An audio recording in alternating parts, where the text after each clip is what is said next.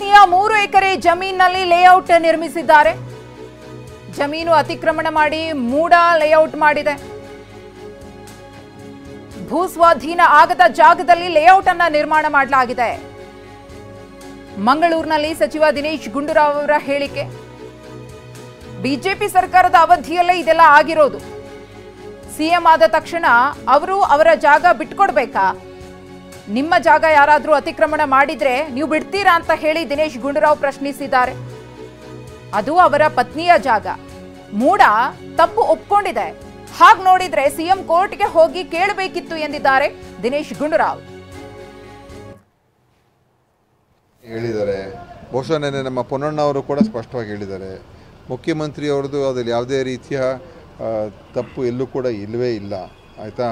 ಅವರ 3 ಎಕರೆಯನ್ನು ಅನಧಿಕೃತವಾಗಿ ಮೂಡ ಅವರು ಅಲ್ಲಿ ಅತಿಕ್ರಮಣ ಮಾಡಿ ಲೇಔಟ್ ಮಾಡಿಬಿಟ್ಟಿದ್ದಾರೆ. ಪಾರ್ಕು ಲೇಔಟ್ ಎಲ್ಲ ಸೈಟ್ಗಳನ್ನೆಲ್ಲ ಮಾಡಿಬಿಟ್ಟಿದ್ದಾರೆ. ಇವರ 3 ಎಕರೆ ಇವ್ರ ಜಾಗದಲ್ಲಿ ಹೋಗಿ ಅಕ್ವಿಸಿಷನ್ನೂ ಆಗಿಲ್ಲ. ಅಕ್ವಿಸಿಷನ್ ಆಗದೇ ಇರುವಂಥ ಸ್ಥಳದಲ್ಲಿ ಇವ್ರ ಜಾಗದಲ್ಲಿ ಮಾಡಿಬಿಟ್ಟಿದ್ದಾರೆ. ಸೊ ಮುಖ್ಯಮಂತ್ರಿಯವರು ಆ ಸಂದರ್ಭದಲ್ಲಿ BJP ಸರ್ಕಾರ ಇತ್ತು.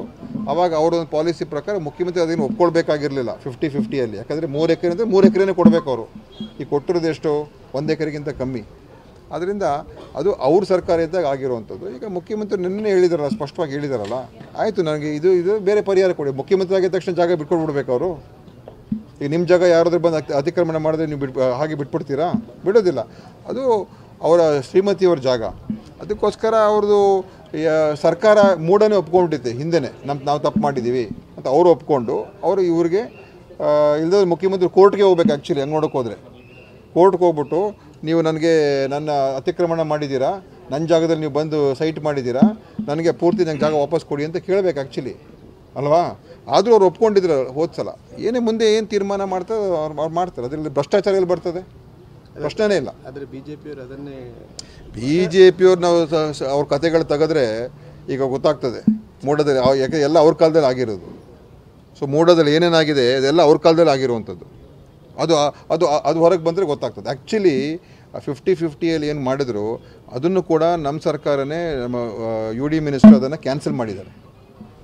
ಇಂಥದ್ದೆಲ್ಲ ಅಲಾಟ್ಮೆಂಟ್ ಮಾಡಿರೋದು ತಪ್ಪು ಅಂತ ಹೇಳ್ಬಿಟ್ಟು ಕ್ಯಾನ್ಸಲ್ ಮಾಡಿದ್ದಾರೆ ಹೋದ ವರ್ಷನೇ. ಆಯಿತಾ? ಸೊ ನೋಡೋಣ ಮುಂದೆ. ಮುಖ್ಯಮಂತ್ರಿ ಅದಕ್ಕೆ